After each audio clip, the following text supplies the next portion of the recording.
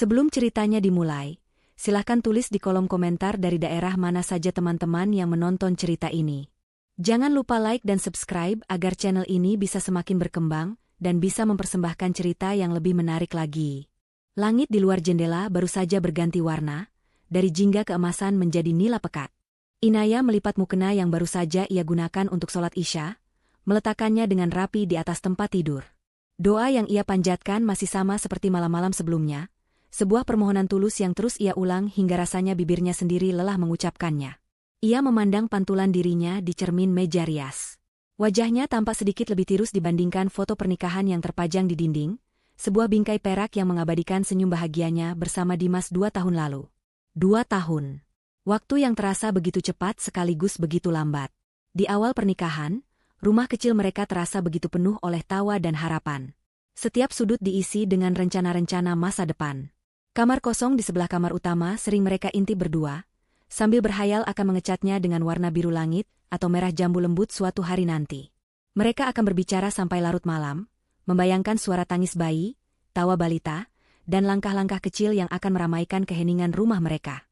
Dimas saat itu adalah suami yang penuh perhatian, selalu memeluknya dan berkata, "Sabar ya, sayang. Tuhan pasti akan kasih di waktu yang tepat." Namun, seiring bulan berganti tahun, harapan itu perlahan mulai terasa seperti sebuah beban berat. Pelukan Dimas masih terasa hangat, tetapi kata-katanya mulai kehilangan kekuatan. Senyumnya seringkali tidak sampai ke mata, terutama setiap kali telepon dari ibunya, Ibu Harti, berdering. Inaya tahu betul apa yang selalu menjadi topik utama dalam setiap percakapan mereka. Kapan punya anak? Kapan ibu bisa menimang cucu? Pertanyaan yang sama, diulang-ulang seperti kaset rusak, mengikis kesabaran dan kedamaian dalam rumah tangga mereka. Inaya sudah mencoba segalanya. Kalender di ponselnya penuh dengan tanda lingkaran merah, penanda masa subur yang ia pantau dengan cermat. Berbagai ramuan herbal yang disarankan teman-temannya sudah ia minum, meski rasanya pahit di lidah. Mereka juga sudah mendatangi beberapa dokter kandungan. Hasilnya selalu sama. Secara medis, tidak ada masalah serius baik pada dirinya maupun Dimas. Dokter hanya menyarankan untuk lebih rileks, tidak stres, dan terus berusaha. Nasihat yang terdengar begitu sederhana, namun menjadi hal yang paling sulit untuk dilakukan ketika tekanan datang dari segala arah. Malam ini, Dimas pulang lebih larut dari biasanya. Suara deru mesin mobilnya yang memasuki garasi membuat Inaya bergegas turun ke ruang tamu. Ia menyambut suaminya dengan senyum, mengambil tas kerjanya, dan membantunya melepas dasi. "Capek banget ya, Mas?" tanya Inaya lembut, tangannya memijat pelan bahu Dimas yang terasa kaku. Dimas menghela napas panjang. Ia menghempaskan tubuhnya ke sofa dan memejamkan mata. "Iya, pekerjaan di kantor lagi banyak. Proyek baru bikin pusing." Inaya mengangguk mengerti. Ia pergi ke dapur untuk mengambilkan segelas air hangat. Saat ia kembali, ia melihat Dimas sedang menatap kosong ke arah televisi yang tidak menyala. Ada gurat kelelahan dan keresahan yang begitu dalam di wajahnya. Ini bukan lagi wajah pria yang dulu penuh optimisme. "Mas, diminum dulu airnya," kata Inaya sambil meletakkan gelas di meja. Dimas mengambil gelas itu tanpa menatap Inaya. "Makasih, Nay." Keheningan yang canggung menyelimuti mereka. Inaya duduk di samping Dimas, memberanikan diri untuk menyentuh lengannya. "Mas, ada masalah? Kalau bukan karena pekerjaan, cerita sama aku." Dimas terdiam sejenak, lalu menoleh. Tatapannya berbeda. Ada sesuatu yang hilang dari sana. "Tadi siang ibu telepon lagi," ucapnya datar. Jantung Inaya langsung berdebar kencang. Ia sudah menduga ini. "Ibu bilang apa?" "Biasa. Nanyain kapan kamu isi." Tadi dia cerita, anaknya Bu Ratih yang baru nikah 6 bulan lalu sekarang sudah hamil 3 bulan. "Ibu bilang, masa kamu kalah sama yang lebih muda, Dimas?" Dimas menirukan suara ibunya dengan nada frustrasi. Dada Inaya terasa sesak. Perbandingan itu selalu menjadi senjata utama Ibu Harti. Selalu ada saja cerita tentang anak teman atau kerabat yang berhasil hamil dengan cepat, seolah untuk menyudutkan dirinya. "Mas, kan kita sudah sepakat untuk sabar. Dokter juga bilang kita baik-baik saja." "Sabar? Sampai kapan, Nay? Aku capek dengar omongan ibu terus. Aku capek lihat tatapan kasihan dari kerabat setiap kali ada acara keluarga," balas Dimas dengan suara yang mulai meninggi. "Kadang aku mikir, apa benar yang dikatakan ibu?" Dimas tidak melanjutkan kalimatnya, tapi Inaya tahu persis apa lanjutannya. "Apa benar masalahnya ada di kamu?" Kalimat itu menggantung di udara, lebih menyakitkan daripada jika diucapkan langsung. Air mata mulai menggenang di pelupuk mata Inaya. Jadi Mas sekarang juga nyalahin aku? Suaranya bergetar. Setelah semua usaha kita, Mas sekarang percaya sama omongan ibu. Melihat Inaya yang hampir menangis, raut wajah Dimas sedikit melunak. Ia meraih tangan istrinya. Bukan gitu, sayang. Aku cuma capek. Aku tertekan. Maafin aku. Inaya menarik napas dalam-dalam, mencoba mengendalikan emosinya. Ia tidak ingin bertengkar. Pertengkaran hanya akan membuat segalanya semakin buruk. Ia mengusap air matanya dan mencoba tersenyum. Iya, Mas. Aku ngerti. Kita hadapi ini sama-sama, ya. Jangan tinggalin aku sendirian. Dimas mengangguk dan menarik Inaya ke dalam pelukannya. Namun, pelukan itu terasa berbeda.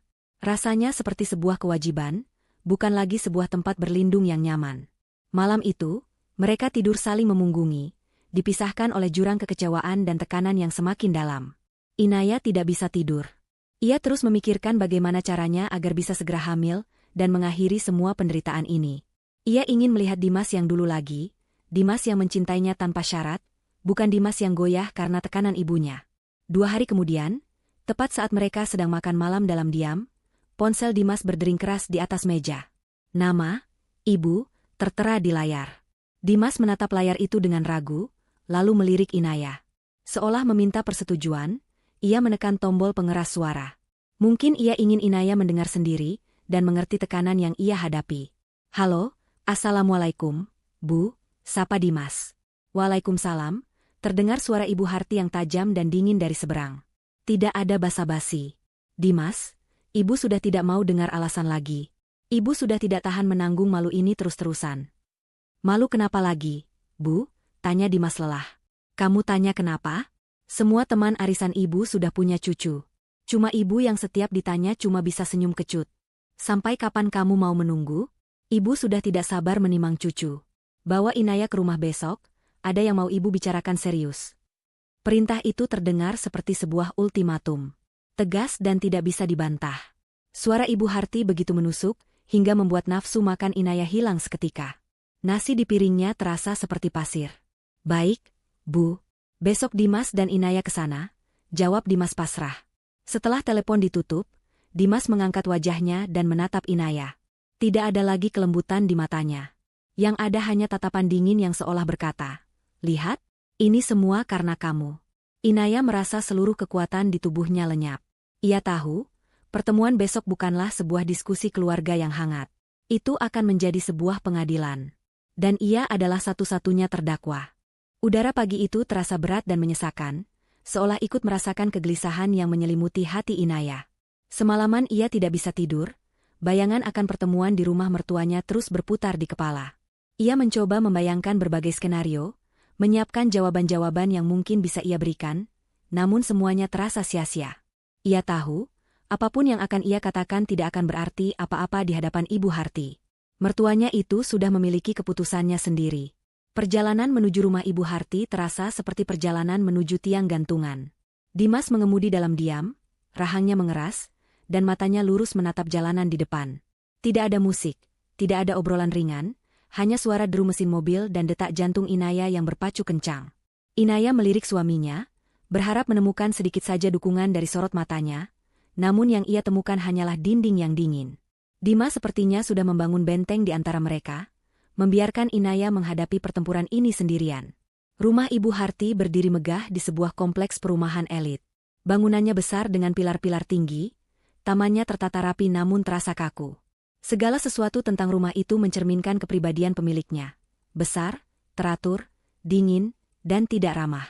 Begitu mobil mereka berhenti di halaman depan, Ibu Harti sudah berdiri di ambang pintu, seolah seorang ratu yang sedang menunggu pesakitan untuk diadili. Wajahnya tanpa ekspresi, lengannya bersedekap di dada. "Masuk," katanya singkat, tanpa senyum, lalu berbalik badan dan berjalan mendahului mereka. Inaya dan Dimas mengikuti dari belakang. Mereka digiring menuju ruang keluarga yang luas, tempat sofa-sofa mahal berwarna gelap tertata rapi mengelilingi meja kaca. Tidak ada minuman atau makanan kecil yang disajikan. Suasananya begitu formal dan mencekam. Ibu Harti duduk di kursi tunggal yang paling besar, menatap mereka berdua bergantian, seolah sedang mengukur dan menilai. Duduk, perintahnya lagi. Inaya duduk di salah satu sofa, merasakan tangannya yang dingin dan berkeringat. Dimas duduk di sebelahnya, namun menjaga jarak beberapa senti, menciptakan ruang kosong yang terasa seperti jurang pemisah. Ibu Harti berdeham, memulai pengadilannya. Inaya, Dimas. Ibu tidak akan basa-basi lagi. Pernikahan kalian ini sudah berjalan 2 tahun. 2 tahun? Ia menekankan kata itu. Ibu sudah cukup sabar menunggu. Ibu sudah membiayai kalian ke dokter-dokter mahal, tapi hasilnya apa? Nihil. Kosong. Inaya mencoba membuka suara.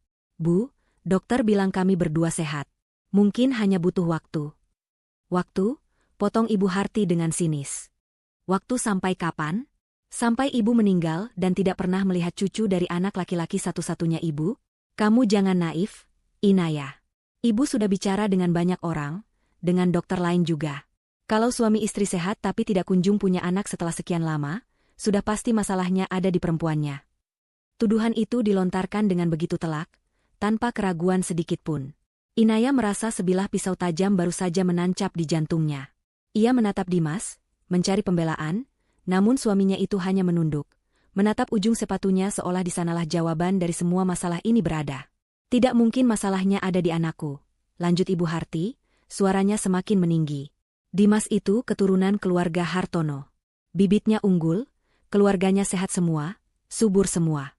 Jadi sudah jelas, masalahnya itu ada di kamu, Inaya. Kamu itu mandul.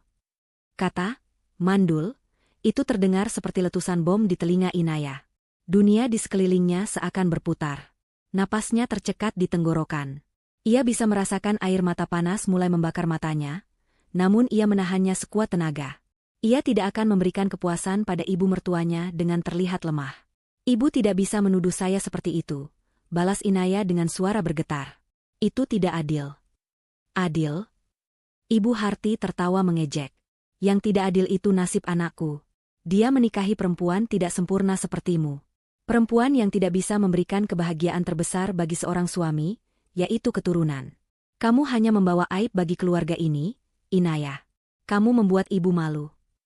Setiap kata yang keluar dari mulut Ibu Harti adalah racun yang perlahan membunuh harapan dan harga diri Inaya. Ia merasa begitu kecil, begitu tidak berharga. Dan yang paling menyakitkan adalah kebisuan Dimas. Suaminya, pria yang pernah berjanji akan selalu menjaganya, kini hanya duduk diam membiarkan ibunya mencabik-cabik hati istrinya tanpa ampun. Kesunyian Dimas adalah bentuk persetujuan yang paling kejam. Setelah puas menghina Inaya, Ibu Harti menghela napas, seolah ia baru saja menyelesaikan tugas berat. Ia lalu meraih sebuah amplop dari atas meja di sampingnya. Dari dalam amplop itu, ia mengeluarkan selembar foto berukuran 4R dan melemparnya ke atas meja kaca di hadapan mereka. Ibu sudah siapkan solusinya, katanya dengan nada penuh kemenangan. Inaya melirik foto itu dengan enggan. Di sana, tampak seorang wanita muda yang cantik, tersenyum manis ke arah kamera. Namanya Rika. Anak dari sahabat ibu. Dia dari keluarga baik-baik, usianya baru 23 tahun, sehat, dan yang pasti, dia subur. Dia bisa memberikan Dimas keturunan yang kita semua harapkan. Inaya merasa mual. Jadi ini semua sudah direncanakan. Ia bukan lagi dianggap sebagai menantu, atau bahkan manusia. Ia hanyalah sebuah produk gagal yang harus segera diganti dengan yang baru. Apa maksud ibu? Tanya Inaya lirih, meskipun ia sudah tahu jawabannya. Ibu Harti tidak menjawab pertanyaan Inaya. Ia menatap lurus ke arah anaknya, Dimas, yang akhirnya mengangkat wajahnya. Tatapan Ibu Harti begitu tajam, penuh perintah yang tak terbantahkan. Dimas, anakku, dengar kata ibumu ini. Untuk apa kamu mempertahankan rumah tangga yang kosong? Untuk apa kamu hidup dengan perempuan yang tidak bisa memberimu penerus? Kebahagiaanmu adalah yang utama. Ibu Harti berdiri, mengambil foto Rika dari atas meja, lalu berjalan mendekati Dimas. Ia berjongkok di hadapan anaknya, memegang bahunya dengan kedua tangan. Ceraikan dia, bisik Ibu Harti, namun suaranya terdengar jelas di ruangan yang sunyi itu. Ceraikan Inaya dan nikahi Rika. Ibu yang akan urus semuanya. Kamu hanya perlu memilih kebahagiaanmu, nak, masa depanmu.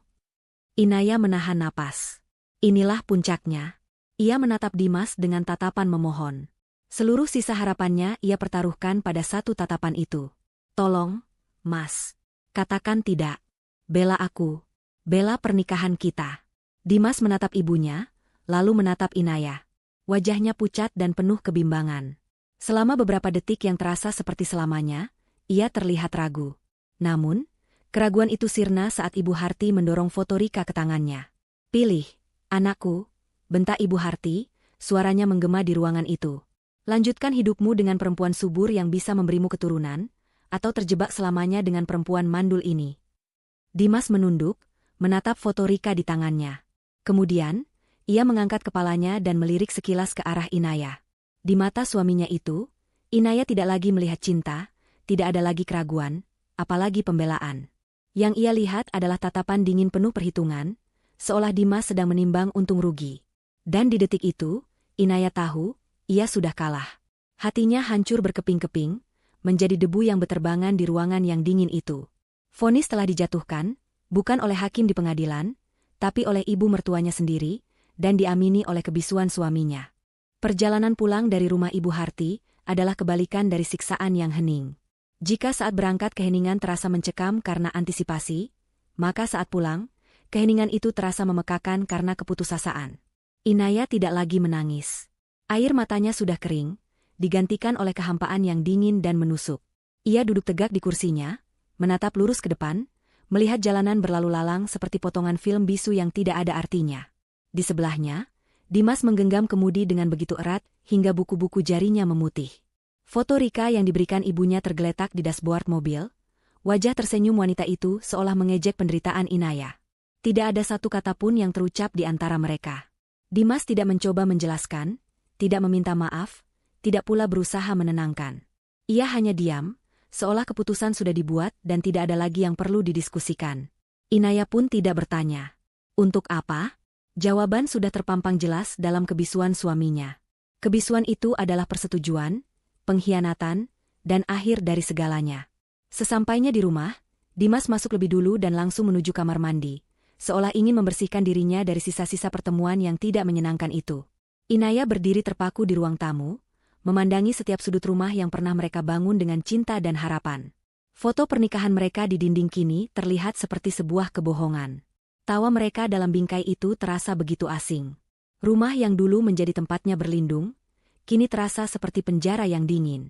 Malam itu, Dimas tidur di sofa ruang tamu. Tanpa penjelasan, ia hanya mengambil bantal dan selimut dari kamar dan pindah. Inaya tidak mencegahnya. Ia justru merasa lega. Berbaring di ranjang yang sama dengan pria yang baru saja membiarkan hatinya diinjak-injak akan menjadi siksaan yang tak tertahankan. Malam itu, Inaya tidur memeluk lututnya di atas ranjang yang terasa begitu luas dan kosong. 1 minggu. Itulah waktu yang diberikan Ibu Harti kepada Dimas untuk memutuskan. Namun bagi Inaya, minggu itu bukanlah minggu penantian, melainkan minggu perpisahan yang berjalan lambat dan menyakitkan. Setiap hari adalah episode baru dari penyiksaan batin. Dimas menjadi orang asing di rumahnya sendiri. Ia berangkat kerja sebelum Inaya bangun dan pulang saat Inaya sudah pura-pura tertidur. Mereka berkomunikasi hanya melalui catatan-catatan kecil atau pesan singkat seperlunya. Tidak ada lagi panggilan, sayang, tidak ada lagi pelukan hangat, tidak ada lagi senyum. Inaya sempat mencoba sekali lagi. Di hari ketiga, ia memasak makanan kesukaan Dimas, rendang daging yang resepnya ia pelajari dari almarhumah nenek Dimas. Ia menata meja makan dengan rapi, berharap bisa berbicara dari hati ke hati, mengingatkan Dimas akan semua kenangan indah yang pernah mereka lalui. Ia menunggu hingga larut malam, namun Dimas tidak pulang. Hanya sebuah pesan singkat yang masuk ke ponselnya pukul 11 malam. "Aku lembur. Jangan tunggu aku." Rendang di atas meja menjadi dingin, sama seperti hatinya. Harapannya benar-benar padam. Ia berhenti berusaha. Ia mulai menerima kenyataan pahit bahwa pria yang ia nikahi telah memilih untuk melepaskannya. Sisa hari-hari dalam minggu itu, ia gunakan untuk berkemas dalam diam.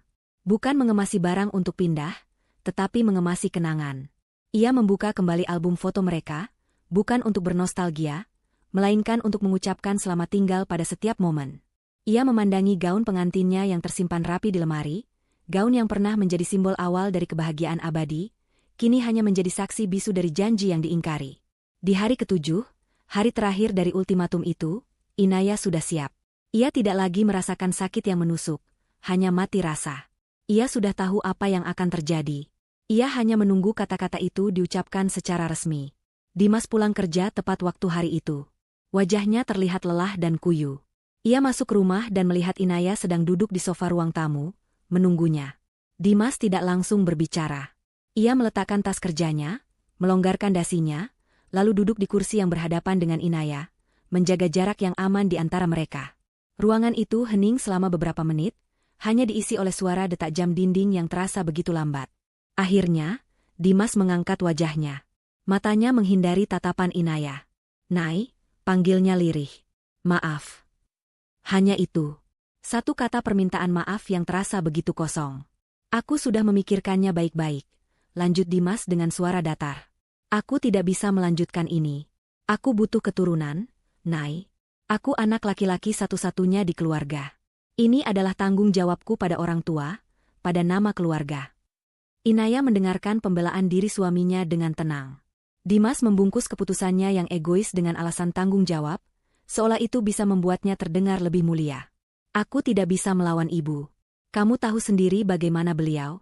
Ini yang terbaik untuk kita berdua.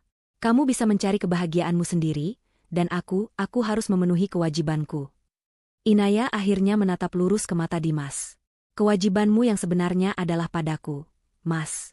Pada janji yang kamu ucapkan di depan Tuhan 2 tahun lalu. Tapi sepertinya janji itu tidak ada artinya dibandingkan perintah ibumu." Dimas tidak bisa menjawab. Ia kembali menunduk. "Jadi, ini akhirnya?" tanya Inaya, bukan dengan nada memohon, melainkan dengan nada konfirmasi yang dingin. Dimas mengangguk pelan. Lalu, ia mengucapkan kata yang paling ditakuti Inaya. Kata yang meruntuhkan seluruh sisa istana pernikahan mereka. "Kita cerai." Sebuah kelegaan yang aneh menyelimuti Inaya setelah kata itu terucap. Kepastian, meskipun pahit, terasa lebih baik daripada ketidakpastian yang menyiksa. Ia berdiri. "Baiklah. Kalau itu maumu." Tanpa air mata, Inaya berjalan menuju kamar mereka. Ia menarik keluar koper yang sudah ia siapkan beberapa hari sebelumnya. Ia hanya memasukkan pakaian dan barang-barang pribadinya yang paling penting. Ia meninggalkan semua barang pemberian Dimas. Ia juga meninggalkan foto pernikahan mereka tetap terpajang di dinding. Biarlah itu menjadi pengingat abadi bagi Dimas tentang apa yang telah ia buang. Saat ia menyeret kopernya melewati ruang tamu, Dimas masih duduk terpaku di kursinya, tidak bergerak, tidak pula menatapnya. Inaya tidak mengucapkan selamat tinggal. Tidak ada lagi yang perlu dikatakan. Ia membuka pintu depan dan melangkah keluar, menghirup udara luar yang terasa seperti hembusan kebebasan pertama setelah sekian lama terkurung. Ia berjalan pelan menuju gerbang, menarik kopernya yang terasa berat. Saat itulah, sebuah mobil sedan hitam yang mewah berhenti tepat di depan gerbang rumah. Inaya berhenti melangkah, mengamati siapa yang datang. Pintu mobil terbuka. Dari kursi penumpang depan, turunlah Ibu Harti dengan senyum yang begitu lebar dan penuh kemenangan. Lalu, dari kursi penumpang belakang, keluar seorang wanita muda yang cantik dan modis. Inaya langsung mengenalinya. Rika, wanita di dalam foto itu. Ibu Harti dan Rika berjalan menuju gerbang, tertawa kecil seolah sedang berbagi lelucon yang menyenangkan. Mereka belum menyadari keberadaan Inaya yang berdiri mematung di dekat pilar gerbang. Mereka terlalu sibuk mengagumi rumah itu. "Nah, ini rumah barumu, Rika. Suka, kan?" kata Ibu Harti bangga. Saat itulah, tatapan Ibu Harti bertemu dengan tatapan Inaya. Selama sepersekian detik, ada keterkejutan di wajahnya, namun itu cepat sekali tergantikan oleh ekspresi cemooh. Ibu Harti tersenyum sinis pada Inaya, sebuah senyuman yang seolah berkata, "Sudah kubilang, kan? Kamu kalah." Tanpa mengucapkan sepatah kata pun, ia merangkul bahu Rika dengan penuh kasih sayang. Melewati Inaya seolah menantunya itu hanyalah patung tak bernyawa, dan membukakan pintu rumah untuk Rika. "Ayo masuk, sayang. Anggap saja rumah sendiri." Suara Ibu Harti terdengar begitu manis dan ramah. Sangat kontras dengan nada bicaranya pada Inaya selama ini. Pintu rumah itu tertutup. Menutup babak lama dalam hidup Inaya, dan memulai babak baru bagi penghuni barunya. Inaya berdiri sendirian di luar gerbang, mendengarkan suara tawa mereka yang samar-samar terdengar dari dalam. Ia tidak lagi merasa sakit. Yang ada hanya rasa dingin yang menusuk tulang. Di hari itu, ia tidak hanya kehilangan suami dan rumahnya, tetapi ia juga berjanji pada dirinya sendiri. Ia akan bangkit dan membangun istananya sendiri. Istana yang tidak akan bisa diruntuhkan oleh siapapun. 6 bulan pertama setelah perceraian adalah masa tergelap dalam hidup Inaya. Ia kembali ke rumah orang tuanya, membawa sebuah koper dan hati yang hancur berkeping-keping. Ayah dan ibunya menyambutnya dengan pelukan hangat dan tanpa banyak bertanya. Mereka melihat luka yang dalam di mata putri mereka, dan memutuskan untuk memberinya ruang dan waktu untuk menyembuhkan diri. Inaya menghabiskan minggu-minggu pertama dengan mengurung diri di kamar tidurnya yang lama.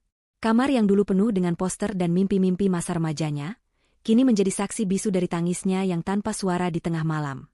Setiap pagi ia terbangun dengan perasaan hampa. Bayangan pengkhianatan Dimas dan senyum kemenangan Ibu Harti terus berputar di kepalanya seperti film rusak. Ia kehilangan nafsu makan, berat badannya turun drastis. Dunia di luar jendela kamarnya terasa begitu bising dan tidak berarti. Ia merasa seperti pecundang, seorang wanita gagal yang telah dibuang karena dianggap tidak sempurna. Perasaan tidak berharga itu menggerogotinya dari dalam, membuatnya enggan untuk bertemu siapapun, bahkan teman-teman terdekatnya. Namun, ibunya tidak pernah lelah merawatnya. Setiap hari, sang ibu akan mengetuk pintu kamarnya, membawakan semangkuk bubur hangat dan segelas teh. Beliau akan duduk di tepi ranjang, mengelus rambut Inaya, dan bercerita tentang hal-hal ringan, tidak pernah sekalipun menyinggung tentang Dimas atau perceraian itu. Kamu boleh bersedih, nak, tapi jangan biarkan kesedihan itu merenggut masa depanmu. Tuhan tidak akan memberi cobaan di luar batas kemampuanmu, bisik ibunya suatu sore. Kata-kata itu diucapkan dengan penuh kelembutan, perlahan mulai meresap ke dalam hati Inaya. Suatu pagi, setelah hampir 2 bulan hidup dalam kegelapan, Inaya terbangun dan memutuskan bahwa semua ini harus berakhir. Ia menatap pantulan dirinya di cermin, melihat seorang wanita asing dengan mata sembab dan tatapan kosong. Ia tidak mau menjadi wanita itu selamanya. Ia harus bangkit. Bukan untuk membalas dendam, tetapi untuk dirinya sendiri. Untuk membuktikan bahwa nilainya sebagai seorang wanita tidak ditentukan oleh seorang pria atau kemampuan rahimnya.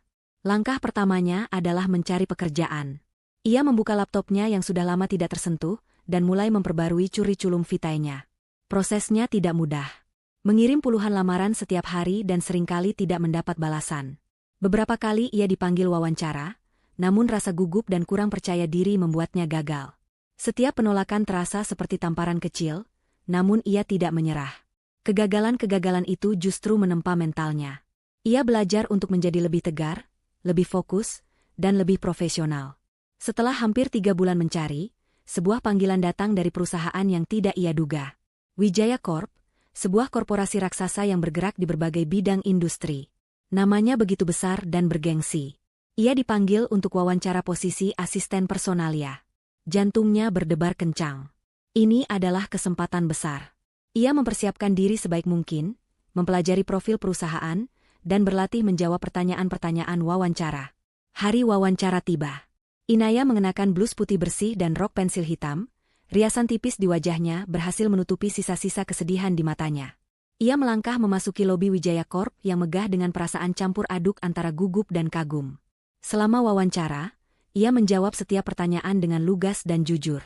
Ia tidak menutupi statusnya sebagai seorang janda, namun ia mengatakannya dengan kepala tegak, seolah itu hanyalah bagian dari data pribadi, bukan sebuah aib. Mungkin kejujuran dan ketegarannya itulah yang membuat manajer personalia terkesan. Seminggu kemudian, telepon berdering. Ia diterima bekerja. Bekerja di Wijaya Corp menjadi titik balik dalam hidup Inaya. Ia menenggelamkan dirinya dalam kesibukan. Ia belajar dengan cepat, menunjukkan etos kerja yang tinggi, dan selalu menyelesaikan tugasnya dengan sempurna. Ia menjadi pribadi yang lebih pendiam, tidak banyak bicara kecuali untuk urusan pekerjaan. Namun, di balik sikapnya yang tenang, terpancar aura profesionalisme dan kompetensi yang membuat rekan-rekannya segan dan hormat. Perlahan tapi pasti, ia mulai membangun kembali harga dirinya yang telah hancur. Ia bukan lagi Inaya istri Dimas. Ia adalah Inaya dari Departemen Personalia Wijaya Corp. Ia menyewa sebuah kamar kos yang tidak jauh dari kantor, sebuah ruangan kecil namun rapi yang ia sebut sebagai istana barunya. Ia menikmati kemandiriannya. Menikmati secangkir kopi yang ia buat sendiri di pagi hari, menikmati perjalanan pulangnya dengan bus kota sambil membaca buku, menikmati keheningan malam yang kini tidak lagi terasa menyiksa, melainkan menenangkan. Luka di hatinya belum sepenuhnya sembuh, tapi sudah membentuk lapisan parut yang kuat. 6 bulan telah berlalu sejak hari perceraiannya. Inaya sudah menemukan ritme hidupnya yang baru.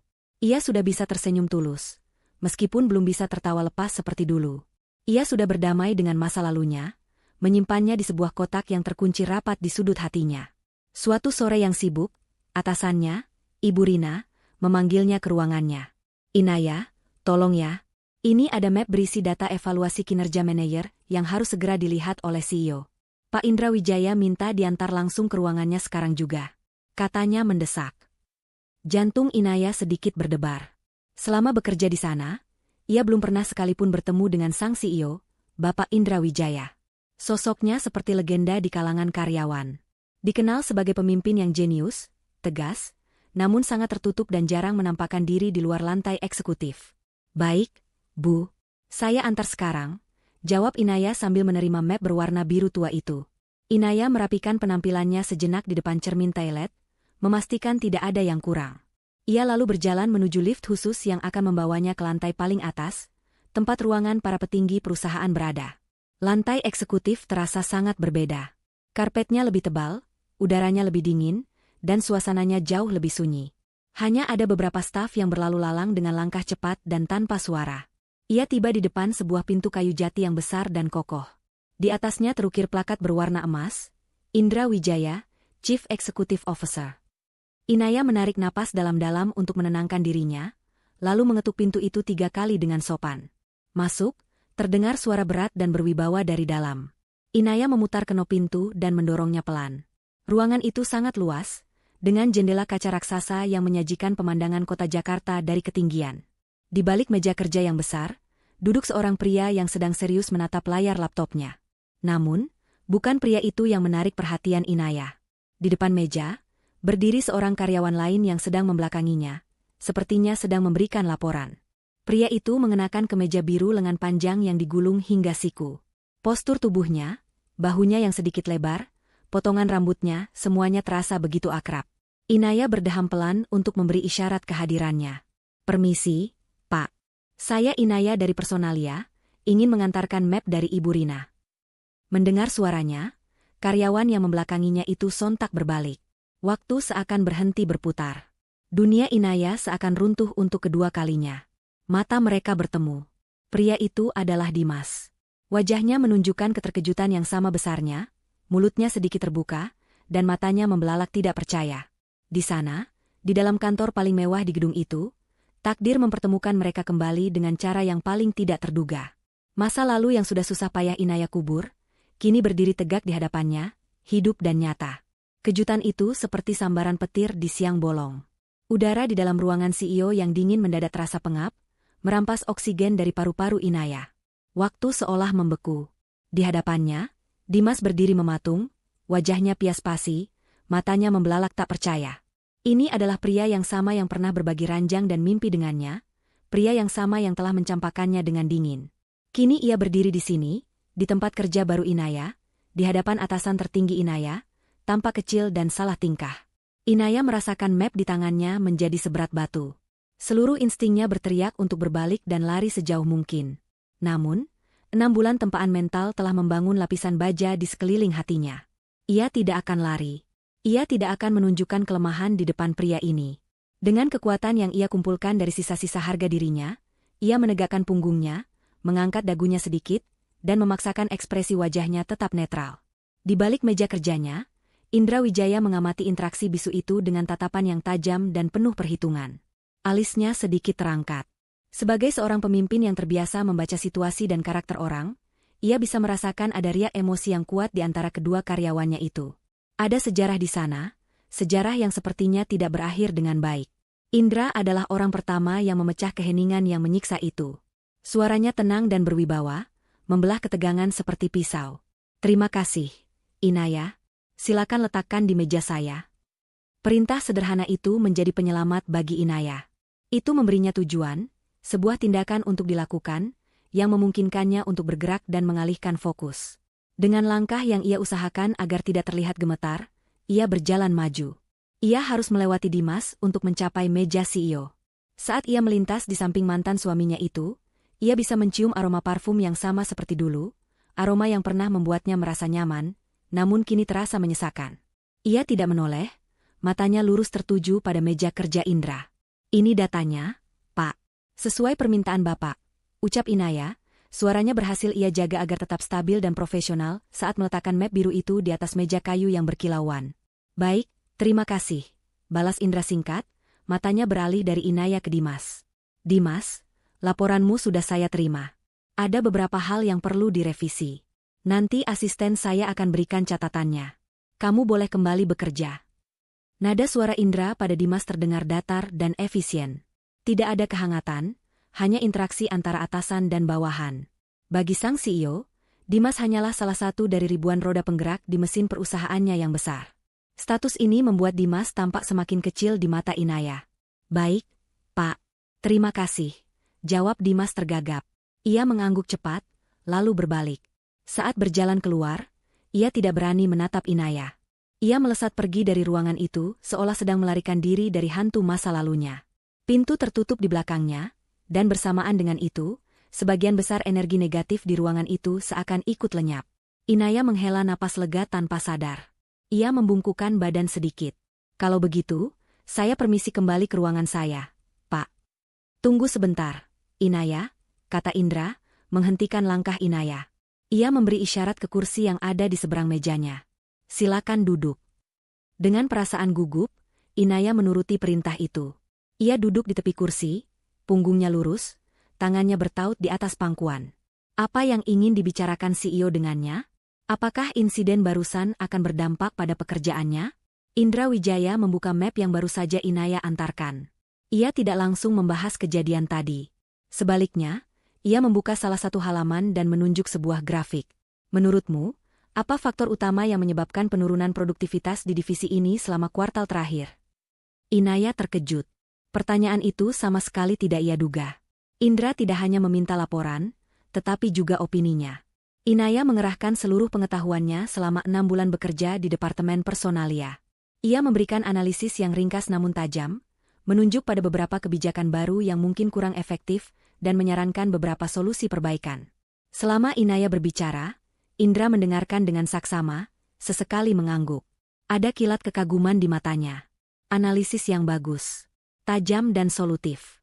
Saya tidak menyangka seorang asisten personalia memiliki pandangan strategis seperti ini. Pujian tulus itu membuat pipi Inaya sedikit merona. Terima kasih, Pak. Setelah beberapa saat membahas pekerjaan, Indra menutup map itu dan menyandarkan punggungnya di kursi. Ia menatap Inaya dengan tatapan yang lebih personal, namun tetap menjaga batas profesionalisme. Maaf jika saya lancang, ujarnya dengan nada yang lebih lembut. Saya perhatikan ada ketegangan antara Anda dan Pak Dimas tadi. Anda tidak perlu menjawab jika tidak nyaman, tapi sebagai pimpinan, saya perlu memastikan tidak ada masalah personal yang bisa mengganggu kinerja di perusahaan ini. Inaya menelan ludah. Ia tahu pertanyaan ini akan datang.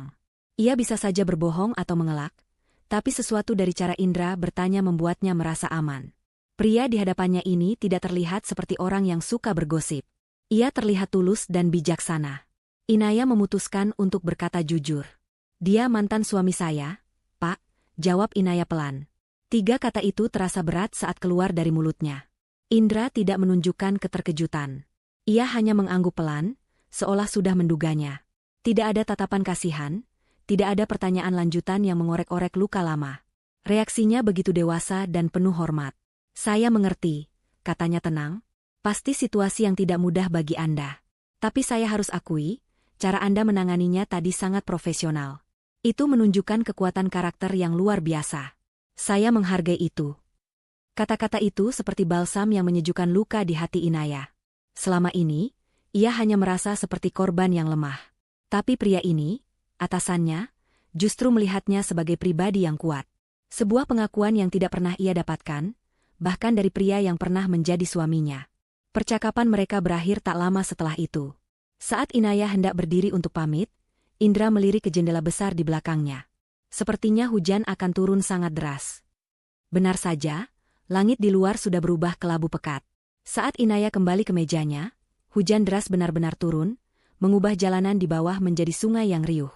Jam pulang kantor tiba, namun hujan tak kunjung reda. Inaya berdiri di lobi bersama puluhan karyawan lain, menatap nanar ke arah hujan, memikirkan bagaimana caranya menembus badai ini untuk sampai ke kosnya. Tiba-tiba, sebuah mobil sedan hitam yang familiar berhenti di depan pintu lobi utama. Kaca jendelanya turun, menampakkan wajah Indra Wijaya. Inaya, panggilnya. Semua mata di lobi langsung tertuju pada Inaya. Ia berjalan mendekati mobil dengan ragu. Anda pulang naik apa? Sepertinya akan sulit mencari transportasi, kata Indra. Kebetulan arah pulang kita searah. Mari, saya antar. Anggap saja sebagai apresiasi atas kerja keras Anda hari ini. Inaya ragu sejenak, namun tawaran itu terlalu sulit untuk ditolak. Ia akhirnya mengangguk. Baik, Pak. Terima kasih banyak. Ia masuk ke dalam mobil yang hangat dan beraroma mewah itu. Sebuah kontras yang begitu nyata dari bus kota yang sesak dan basah yang biasa ia tumpangi. Indra mulai mengemudikan mobilnya dengan tenang, membelah hujan. Selama beberapa menit, mereka diam, hanya diiringi suara wiper dan musik klasik yang lembut. Maaf, saya tidak bermaksud lancang, ucap Indra tiba-tiba, memecah keheningan, matanya tetap fokus ke jalan. Tapi saya melihat ada luka yang dalam di mata Anda. Anda tidak perlu cerita, tapi saya harap Anda tahu Anda tidak sendirian. Kata-kata itu, diucapkan dengan ketulusan yang begitu dalam, berhasil menembus benteng pertahanan yang selama ini Inaya bangun dengan susah payah. Untuk pertama kalinya dalam 6 bulan, ia merasa dilihat sebagai seorang manusia, bukan sebagai seorang janda atau karyawan.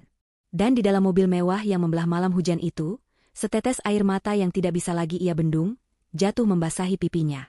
Malam itu, di dalam mobil yang melaju tenang membelah hujan, menjadi awal dari sebuah babak baru yang tidak pernah Inaya bayangkan. Percakapan mereka setelah itu mengalir dengan begitu alami. Indra dengan bijak tidak lagi menyinggung tentang luka di mata Inaya. Sebaliknya, ia mengarahkan obrolan ke topik-topik ringan yang menyenangkan. Mereka berbicara tentang buku yang baru mereka baca, film favorit, hingga impian-impian sederhana yang mereka miliki. Inaya menemukan bahwa di balik citra CEO yang tegas dan berwibawa, Indra adalah seorang pria yang hangat, cerdas, dan memiliki selera humor yang halus. Ia merasa begitu nyaman, seolah sudah mengenal pria itu sejak lama. Sejak malam itu, interaksi mereka menjadi lebih sering, meskipun Indra selalu menjaganya dalam koridor profesionalisme yang pantas. Ia seringkali menciptakan alasan-alasan pekerjaan agar bisa berbicara dengan Inaya. Terkadang ia meminta Inaya untuk menyiapkan data khusus yang mengharuskan Inaya melapor langsung kepadanya. Di lain waktu, ia membentuk sebuah tim proyek kecil untuk evaluasi kepuasan karyawan dan menunjuk Inaya sebagai salah satu anggotanya, yang tentu saja membuat mereka harus sering bertemu untuk rapat. Setiap pertemuan dengan Indra terasa seperti menghirup udara segar bagi Inaya. Pria itu selalu mendengarkan pendapatnya dengan saksama, menghargai ide-idenya, dan memberinya kepercayaan diri yang perlahan-lahan tumbuh kembali. Ia memperlakukan Inaya sebagai seorang profesional yang setara, bukan sebagai bawahan atau wanita yang rapuh. Perlakuan inilah yang secara bertahap menyembuhkan luka dan rasa rendah diri yang ditinggalkan oleh pernikahan pertamanya. Sesekali, Inaya masih berpapasan dengan Dimas di koridor kantor atau di kantin. Setiap pertemuan selalu terasa canggung. Dimas selalu terlihat berusaha menghindarinya, wajahnya seringkali tampak kuyu dan lelah. Dari bisik-bisik yang Inaya dengar di kantor, kehidupan pernikahan baru Dimas tidak seindah yang dibayangkan. Rika, istri barunya, adalah seorang wanita yang sangat materialistis dan suka menuntut. Sementara Ibu Harti terus-menerus menekan mereka perihal anak yang tak kunjung datang. Inaya tidak merasakan kepuasan dari penderitaan mantan suaminya, ia hanya merasakan ironi dari takdir. Dimas telah membuangnya untuk mencari kebahagiaan, namun sepertinya ia justru kehilangan arah. Setelah beberapa minggu saling mengenal lewat interaksi pekerjaan, Indra akhirnya mengambil langkah selanjutnya. Suatu Jumat sore, ia mengundang Inaya untuk makan siang. Kali ini bukan untuk membahas pekerjaan, katanya dengan senyum hangat. Anggap saja ini ajakan dari seorang teman. Makan siang itu terasa seperti kencan pertama mereka. Mereka tidak lagi berbicara tentang pekerjaan, melainkan tentang kehidupan pribadi masing-masing. Indra bercerita tentang masa kecilnya, tentang bagaimana ia membangun perusahaannya dari nol, dan tentang hobinya mendaki gunung. Inaya pun, untuk pertama kalinya, merasa cukup nyaman untuk sedikit terbuka tentang dirinya, tentang kecintaannya pada tanaman hias dan impiannya untuk memiliki sebuah toko bunga kecil suatu hari nanti. Hubungan mereka tumbuh secara perlahan dan organik. Indra adalah seorang pria yang sangat sabar. Ia mengerti bahwa Inaya masih membawa trauma dari masa lalunya, jadi ia tidak pernah memaksanya. Ia memberikan Inaya ruang untuk menyembuhkan diri, sambil terus menunjukkan kehadirannya yang konsisten dan menenangkan. Suatu malam, setelah makan malam di sebuah restoran yang tenang, Inaya merasa siap. Saat mereka berjalan-jalan di taman kota yang sepi, Inaya memberanikan diri untuk menceritakan segalanya pada Indra. Ia menceritakan tentang penantiannya selama 2 tahun, tentang vonis kejam dari Ibu Harti, tentang kebisuan Dimas yang menghancurkan hatinya, dan tentang penghinaan terakhir yang ia terima di hari ia diusir dari rumahnya sendiri. Ia bercerita sambil terisak, mengeluarkan semua beban yang selama ini ia pendam sendirian. Indra tidak memotongnya. Ia hanya mendengarkan dengan penuh perhatian, tangannya menggenggam erat tangan Inaya, memberikan kekuatan. Setelah Inaya selesai, Indra tidak mengucapkan kata-kata klise seperti, "Yang sabar ya." Ia berhenti berjalan, menangkup wajah Inaya dengan kedua tangannya, dan menatap lurus ke matanya yang basah. "Dengar, Inaya," katanya dengan suara yang dalam dan tulus. "Orang yang menyebutmu tidak sempurna, adalah orang yang tidak pantas mendapatkan kesempurnaan hatimu. Kamu tidak gagal. Kamu tidak kurang. Kesalahan bukan ada padamu. Tidak pernah." Kata-kata itu adalah penawar paling mujarab yang pernah Inaya dengar. Itulah validasi, pengakuan, dan pembelaan yang seharusnya ia dapatkan dari Dimas dulu. Mendengarnya dari Indra terasa seperti beban ribuan ton terangkat dari pundaknya. Malam itu, ia merasa benar-benar bebas dari bayang-bayang masa lalunya. Cinta mereka pun bersemi dengan indah. Beberapa bulan kemudian, di puncak sebuah bukit saat matahari terbenam, Indra melamar Inaya. Tidak ada pertunjukan yang berlebihan, hanya ada mereka berdua dan langit yang memerah. "Inaya, aku mencintaimu bukan karena aku ingin kamu melengkapi hidupku. Aku mencintaimu karena bersamamu, hidupku terasa lebih utuh. Aku ingin menghabiskan sisa hidupku untuk membahagiakanmu. Menikahlah denganku." Air mata kebahagiaan mengalir di pipi Inaya saat ia mengangguk dan berkata, "Ya." Pernikahan kedua Inaya sangat berbeda dari yang pertama. Jika dulu pernikahannya dengan Dimas adalah sebuah pesta besar yang megah untuk memuaskan ego dan status sosial Ibu Harti, maka pernikahannya dengan Indra adalah sebuah perayaan yang intim, hangat, dan sakral. Hanya dihadiri oleh keluarga dan sahabat terdekat. Inaya mengenakan gaun putih sederhana namun elegan, wajahnya memancarkan cahaya kebahagiaan yang murni. Saat mengucapkan janji suci di hadapan Indra, ia merasakan kedamaian yang luar biasa.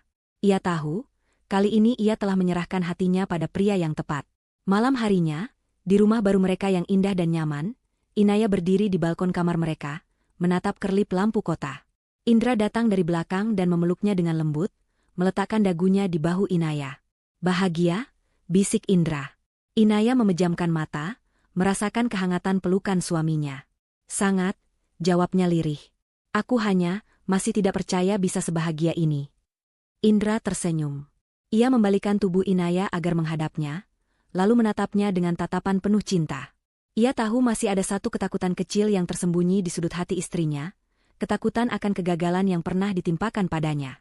"Inaya," panggilnya lembut, "aku ingin kamu tahu satu hal. Bagiku, memilikimu seutuhnya seperti ini sudah merupakan anugerah terbesar dari Tuhan. Anak adalah bonus, sebuah hadiah yang indah jika kita dipercaya untuk menerimanya. Tapi jika Tuhan punya rencana lain, itu tidak akan mengurangi sedikit pun cintaku padamu." Indra mengelus pipi Inaya dengan ibu jarinya. "Aku tidak peduli kita akan punya anak atau tidak, Inaya. Yang aku butuhkan hanya kamu. Kamu sudah lebih dari cukup." Kata-kata itu adalah segalanya bagi Inaya. Itulah jawaban dari semua doa dan air matanya selama ini. Kata-kata itu menyembuhkan luka terakhir yang masih tersisa di hatinya, mengisi setiap retakan dengan cinta dan penerimaan yang tulus. Dalam pelukan Indra, di bawah cahaya bulan, Inaya tahu ia akhirnya telah menemukan rumahnya yang sesungguhnya. Kebahagiaan yang pernah direnggut darinya, kini telah kembali dalam bentuk yang jauh lebih indah dan sempurna. Bulan-bulan pertama pernikahan Inaya dan Indra terasa seperti sebuah mimpi indah yang menjadi kenyataan. Setiap pagi, ia terbangun bukan karena alarm, melainkan karena kecupan lembut di kening dan aroma kopi segar yang diseduh oleh suaminya. Indra adalah sosok pasangan yang selalu ia doakan dalam diam. Ia bukan hanya seorang suami, tetapi juga seorang sahabat, seorang rekan diskusi, dan seorang pelindung yang paling setia. Mereka membangun rumah tangga mereka di atas fondasi komunikasi yang jujur, saling menghargai, dan tawa yang tak pernah putus. Di rumah mereka yang hangat, tidak pernah sekalipun terucap pertanyaan, "Kapan isi?" atau sindiran halus tentang keturunan. Indra, dengan segala kebijaksanaannya, berhasil menciptakan sebuah lingkungan yang aman bagi Inaya, di mana ia bisa menyembuhkan luka batinnya tanpa tekanan. Kebahagiaan itu sendiri menjadi terapi yang paling mujarab. Inaya menemukan kembali versi dirinya yang telah lama hilang. Seorang wanita yang ceria, penuh percaya diri, dan berani bermimpi lagi.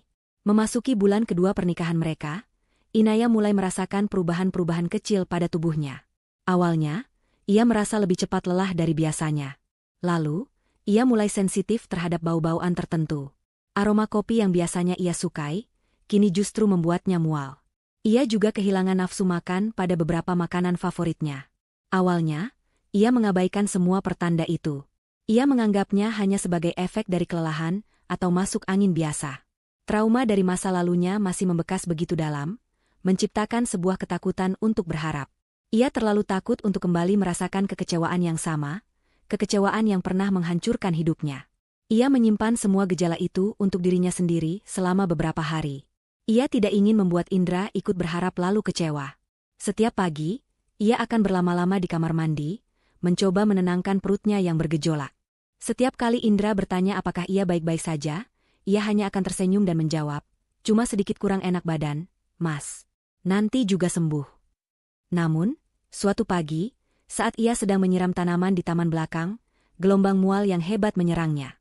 Ia berlari ke kamar mandi dan tubuhnya seolah memberontak. Saat itulah sebuah kesadaran menghantamnya. Ia menatap kalender di ponselnya dengan jantung berdebar kencang. Sudah terlambat. Jadwal menstruasinya sudah lewat lebih dari 2 minggu. Kemungkinan itu, yang dulu begitu ia dambakan dan kini begitu ia takuti, terasa begitu nyata. Siang itu, setelah Indra berangkat untuk sebuah pertemuan bisnis di luar kota, Inaya memberanikan diri. Dengan tangan gemetar, ia menyetir mobilnya ke apotek terdekat.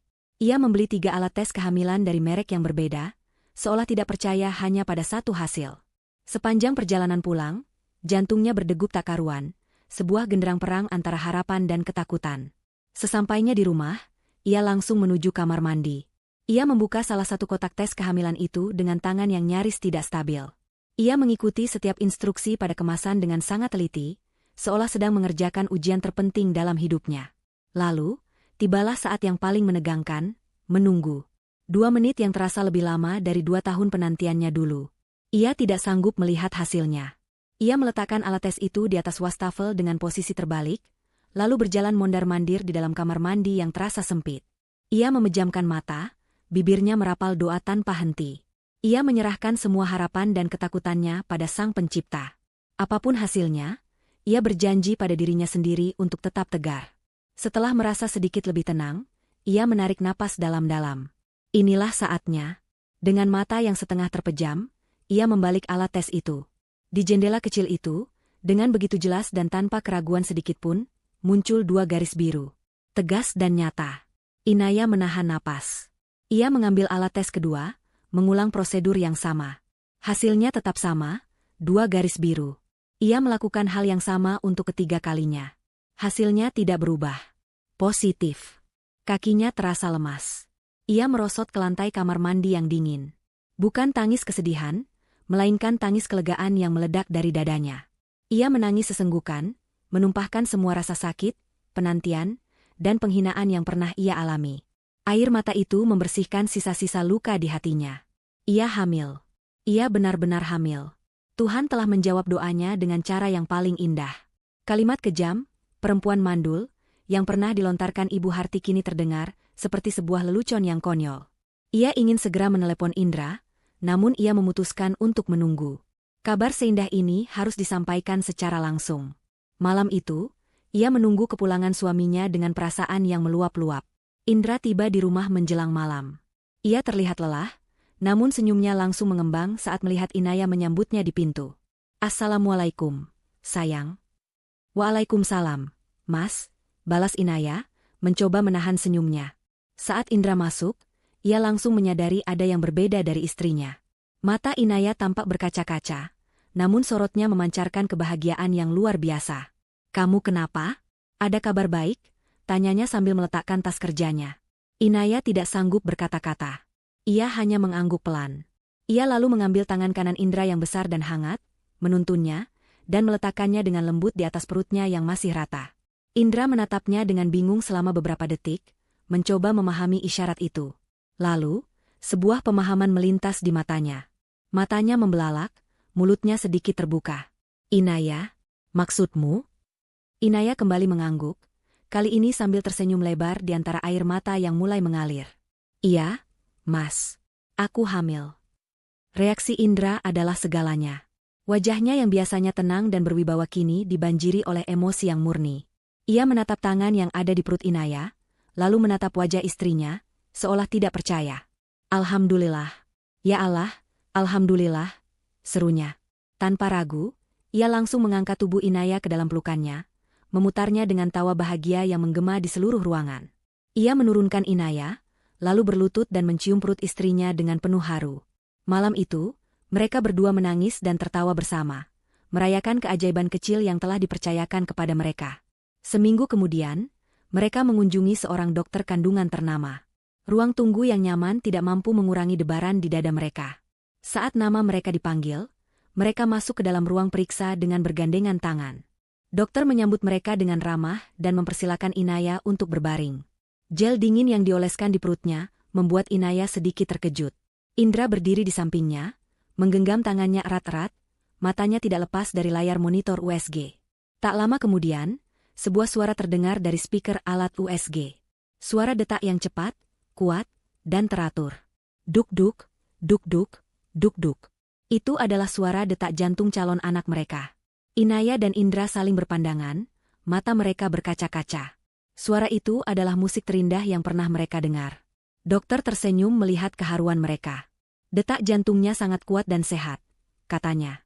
Ia menggerakkan alat pemindai itu ke beberapa arah, wajahnya menunjukkan ekspresi konsentrasi. Tiba-tiba, ia berhenti dan tersenyum lebih lebar. Pak Indra, Bu Inaya, sepertinya doa kalian selama ini dijawab dengan sangat luar biasa oleh Tuhan, kata dokter itu dengan nada misterius. Maksudnya, Dok? Tanya Indra penasaran. Dokter mengarahkan sebuah panah di layar monitor. Lihat ini. Ini satu kantung kehamilan, dengan detak jantung yang sehat. Kemudian, ia menggeser panah itu sedikit ke sisi lain layar. Dan, ini satu lagi, di sebelahnya. Juga dengan detak jantung yang sama kuatnya. Inaya dan Indra menatap layar dengan bingung, mencoba mencerna apa yang baru saja mereka lihat dan dengar. Dokter itu lalu memutar kursinya untuk menatap mereka berdua secara langsung. Senyumnya begitu tulus dan bahagia. Selamat, Bapak dan Ibu. Tuhan menitipkan anugerah yang berlipat ganda. Bukan hanya satu, tapi dua. Kalian akan punya anak kembar. Dunia seakan berhenti berputar. Kembar? Inaya dan Indra terdiam, saling menatap dengan mulut ternganga. Keheningan itu pecah saat Indra tertawa terbahak-bahak, sebuah tawa kebahagiaan yang murni dan tak tertahankan. Ia memeluk Inaya yang masih terbaring, mencium keningnya berkali-kali. Kembar, sayang. Kita akan punya anak kembar, bisiknya. Inaya ikut tertawa di antara air matanya. Ini lebih dari yang pernah ia berani impikan. Jawaban dari Tuhan bukan hanya datang, tetapi datang dengan begitu melimpah dan ajaib. Berita tentang kehamilan kembar itu mengubah segalanya. Rumah Inaya dan Indra yang sudah hangat kini dipenuhi oleh aura kebahagiaan dan antisipasi yang berlipat ganda. Indra berubah menjadi suami yang jauh lebih protektif dan perhatian. Ia memastikan Inaya mendapatkan gizi terbaik, menemaninya dalam setiap sesi jalan pagi, dan tidak pernah absen dalam satupun jadwal kontrol ke dokter. Setiap malam, ia akan meluangkan waktu untuk berbicara dengan calon bayi-bayi mereka, mengelus perut Inaya yang semakin membuncit, dan membacakan cerita atau ayat-ayat suci untuk mereka. Atas desakan lembut dari Indra, Inaya memutuskan untuk berhenti dari pekerjaannya di Wijaya Corp, agar bisa fokus sepenuhnya pada kehamilannya yang terbilang berisiko tinggi. Namun, otaknya yang cerdas tidak dibiarkan menganggur. Indra seringkali membawa pulang proposal-proposal bisnis penting, dan meminta pendapat Inaya. Ia sangat menghargai intuisi dan analisis istrinya.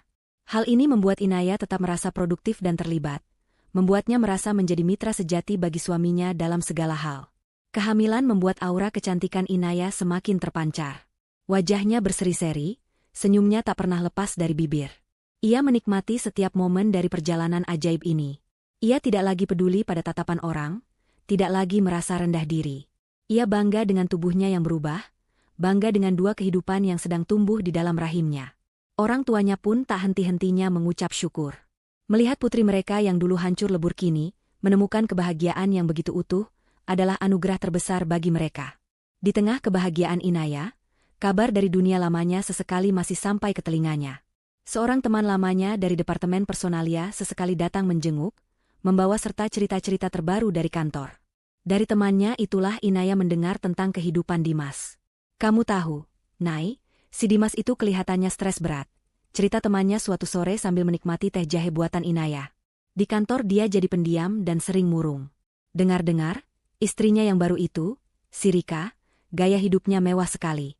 Dimas jadi harus kerja ekstra keras untuk memenuhi semua keinginannya. Temannya itu lalu mendekat dan berbisik. Dan yang paling heboh, mereka kan sudah menikah lebih dari setahun, tapi belum juga punya anak. Tahu tidak apa yang terjadi? Ibu Harti sekarang malah mulai menyalahkan Rika. Katanya Rika yang bermasalah. Polanya sama persis seperti dulu. Seisi kantor sampai geleng-geleng kepala, sepertinya ibu itu tidak pernah sadar kalau sumber masalahnya mungkin ada pada anak kesayangannya sendiri. Inaya mendengarkan cerita itu dengan perasaan yang campur aduk. Tidak ada rasa puas atau senang, yang ada hanyalah rasa iba dan sebuah kesadaran yang menohok. Takdir memang punya cara yang unik untuk menunjukkan kebenaran. Di tempat lain, di sebuah rumah yang dingin dan hampa, Dimas duduk sendirian di ruang kerjanya. Ia baru saja bertengkar hebat dengan Rika perihal tagihan kartu kredit yang membengkak. Ibunya juga baru saja menelepon, menanyakan untuk yang kesekian kalinya apakah Rika sudah menunjukkan tanda-tanda kehamilan. Tekanan dari dua sisi membuatnya merasa tercekik. Iseng, ia membuka akun media sosial milik salah satu kerabat jauh Inaya. Matanya terpaku pada sebuah foto yang baru saja diunggah, acara syukuran 7 bulanan kehamilan Inaya. Di foto itu, Inaya tampak begitu cantik dalam balutan gamis yang anggun, perutnya membuncit dengan jelas. Ia berdiri di samping Indra Wijaya, tersenyum begitu lepas dan bahagia. Tangan Indra melingkar protektif di pinggangnya, tatapannya pada Inaya penuh dengan puja dan cinta. Di keterangan foto itu tertulis, "Mohon doanya untuk kelancaran persalinan Inaya dan kesehatan kedua calon cucu kami, laki-laki dan perempuan." 2. Kembar. Laki-laki dan perempuan. Jantung Dimas seakan diremas dengan kuat. Jadi, selama ini Inaya tidak pernah mandul. Selama ini, wanitalah yang paling tulus mencintainya itu adalah wanita yang subur.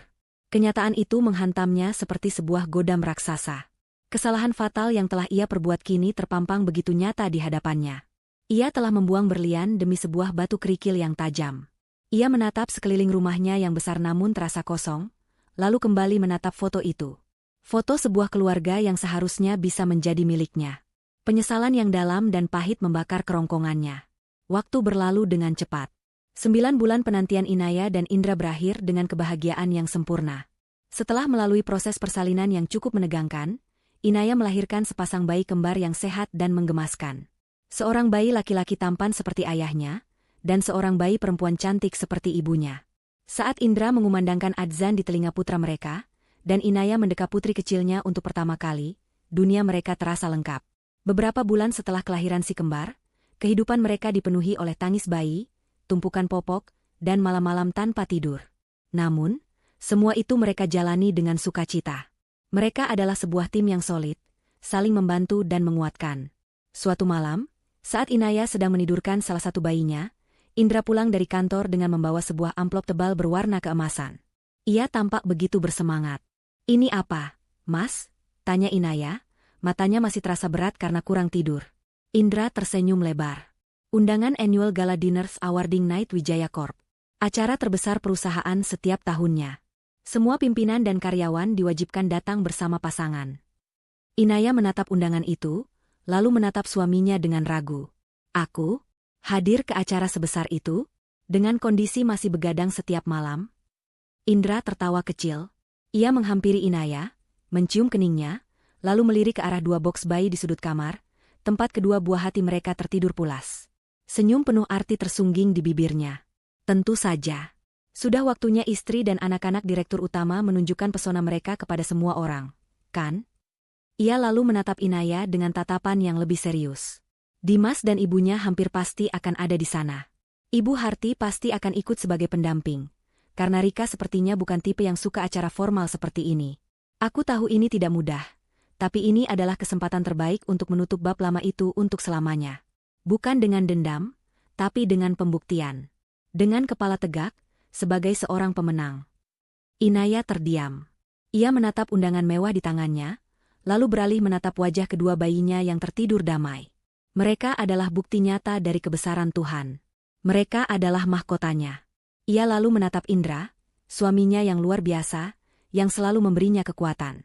Keraguan di matanya perlahan sirna, digantikan oleh sorot mata yang tenang dan penuh keyakinan. Panggung pembalasan itu telah disiapkan oleh takdir. Dan ia, Inaya, siap untuk memainkan peran utamanya. Beberapa minggu menjelang acara gala tahunan Wijaya Corp terasa seperti persiapan menuju sebuah pertempuran strategis bagi Inaya. Namun, kali ini pertempuran itu tidak diwarnai oleh ketakutan atau air mata, melainkan oleh ketenangan dan keyakinan yang kokoh. Ini bukan lagi tentang membuktikan diri kepada orang lain, tetapi tentang merayakan kemenangan dirinya sendiri. Indra, dengan kepekaannya yang luar biasa, memahami hal ini sepenuhnya. Ia tidak hanya menjadi pendukung, tetapi juga sutradara di balik panggung untuk malam besar istrinya.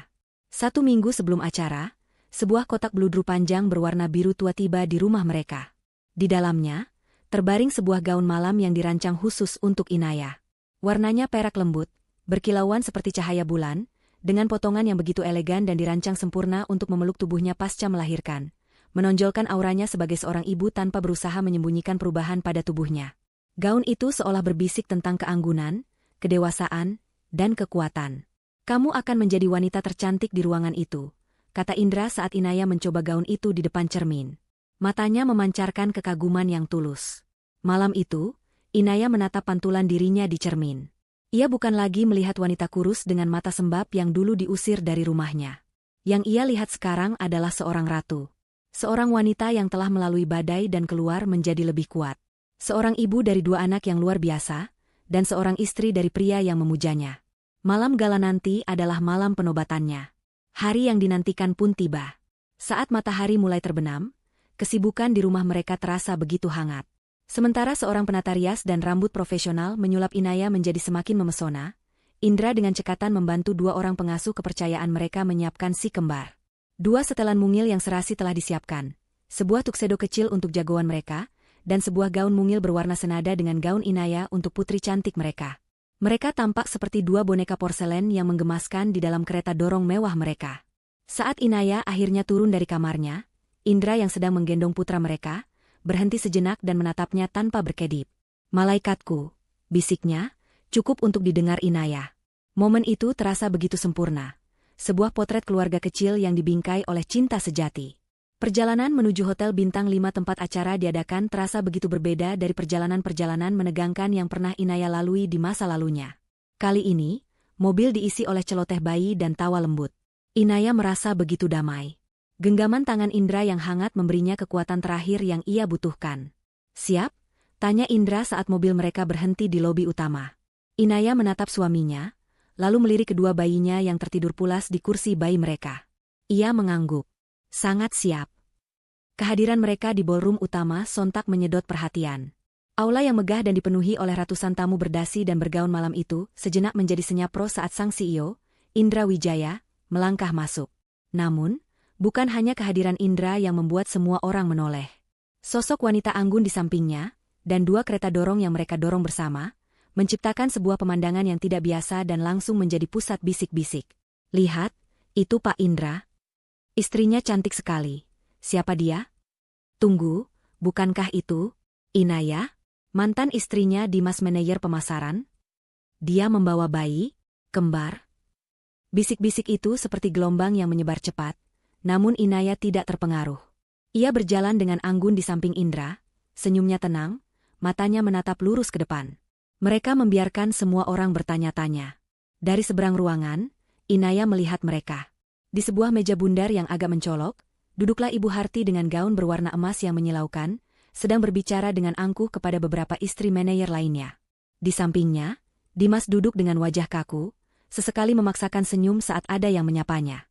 Ia terlihat lebih tua dari usianya, dengan lingkaran hitam di bawah matanya yang tidak bisa ditutupi. Seperti dugaan Indra, Rika tidak ada di sana. Indra mencondongkan tubuhnya ke telinga Inaya. "Biarkan mereka melihat kebahagiaan kita dari jauh terlebih dahulu." Mereka mengambil tempat di meja utama yang telah disediakan. Sepanjang acara pembukaan, Inaya bisa merasakan tatapan tajam dari arah meja Dimas. Ia tahu, Ibu Harti pasti sedang mendidih karena penasaran dan kaget. Saatnya pun tiba. Setelah beberapa sambutan, pembawa acara memanggil nama Indra Wijaya ke atas panggung untuk memberikan pidato tahunannya. Indra berjalan ke atas panggung dengan langkah mantap. Ia berbicara tentang pencapaian perusahaan, tentang visi ke depan, tentang pentingnya kerja keras. Pidatonya seperti biasa, karismatik dan membangkitkan semangat. Namun, di akhir pidatonya, ia melakukan sesuatu yang di luar skenario. Dan pada malam yang berbahagia ini, kata Indra, suaranya yang berat menggema di seluruh ballroom. Saya tidak hanya ingin merayakan kesuksesan perusahaan, tetapi juga kesuksesan terbesar dalam hidup pribadi saya. Karena di balik setiap pencapaian, selalu ada sumber kekuatan dan inspirasi yang membuat semuanya menjadi mungkin. Ia berhenti sejenak, tatapannya mencari Inaya di antara hadirin. Malam ini, saya ingin memperkenalkan kepada Anda semua, sumber kekuatan dan inspirasi saya. Indra mengulurkan tangannya ke arah Inaya. Istri saya tercinta, Inaya, dan kedua buah hati kami yang menjadi pelengkap kebahagiaan kami. Lampu sorot langsung menyorot Inaya. Dengan anggun, dibantu oleh pengasuhnya, ia mendorong kedua kereta dorong itu menuju panggung. Seluruh hadirin bertepuk tangan, sebagian karena terpesona oleh pemandangan keluarga yang indah itu, sebagian lagi karena terkejut dan penasaran. Inaya tiba di sisi Indra di atas panggung. Indra memberinya sebuah ciuman lembut di kening sebelum memberikan mikrofon kepadanya. Inaya menarik napas dalam-dalam. Inilah saatnya. Selamat malam, Bapak dan Ibu sekalian. Terima kasih atas sambutan hangatnya. Sapanya. Suaranya terdengar jernih dan tenang melalui pengeras suara, sama sekali tidak gemetar. Ia mengedarkan pandangannya ke seluruh ruangan, sebelum akhirnya berhenti dan mengunci tatapannya tepat ke arah Dimas dan Ibu Harti. Mereka berdua tampak seperti patung. Wajah Ibu Harti pucat pasi, sementara Dimas menunduk, tidak berani menatap panggung. Malam ini terasa sangat istimewa dan personal bagi saya, lanjut Inaya. Karena berdiri di sini, di hadapan Anda semua, terasa seperti sebuah perjalanan panjang. Dulu, tidak lama yang lalu, pernah ada seseorang yang mengatakan pada saya bahwa saya adalah wanita yang tidak sempurna. Suasana di ballroom menjadi hening. Semua orang bisa merasakan bahwa ini bukan sekadar ucapan terima kasih biasa. Seseorang itu bahkan memberikan saya sebuah vonis. Kata Inaya lagi, suaranya tetap tenang namun setiap katanya menusuk tajam. Sebuah vonis bahwa saya adalah seorang wanita mandul yang tidak akan pernah bisa memberikan keturunan. Hening yang tadinya senyap kini berubah menjadi tegang. Orang-orang di sekitar meja Dimas mulai melirik ke arahnya dan ibunya. Mereka adalah pusat perhatian yang tidak diinginkan. Inaya tersenyum lembut, sebuah senyuman tulus yang sama sekali tidak mengandung dendam. Tapi seperti yang bisa Anda semua lihat malam ini, Tuhan punya rencana yang jauh lebih indah dari vonis manusia. Dia tidak hanya menjawab doa-doa saya. Dia tidak hanya membuktikan bahwa vonis itu salah.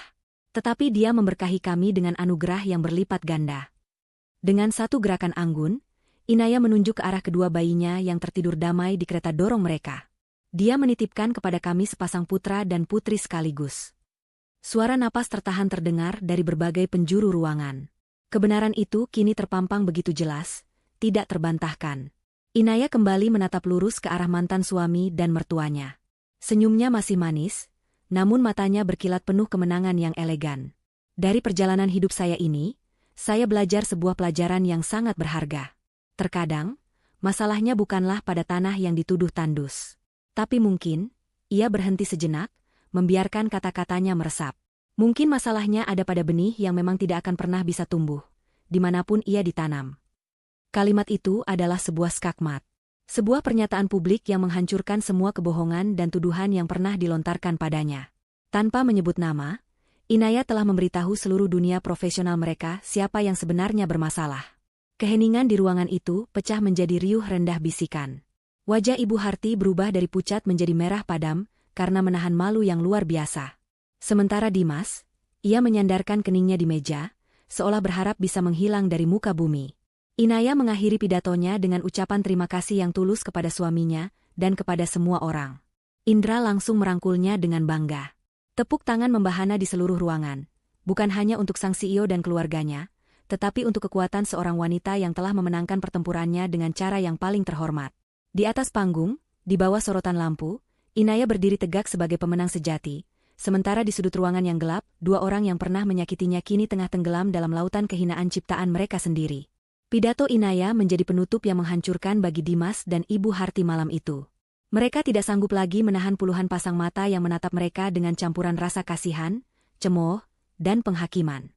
Sebelum acara utama benar-benar berakhir, dengan tergesa-gesa mereka meninggalkan ballroom, berjalan cepat melewati kerumunan seolah melarikan diri dari kebakaran.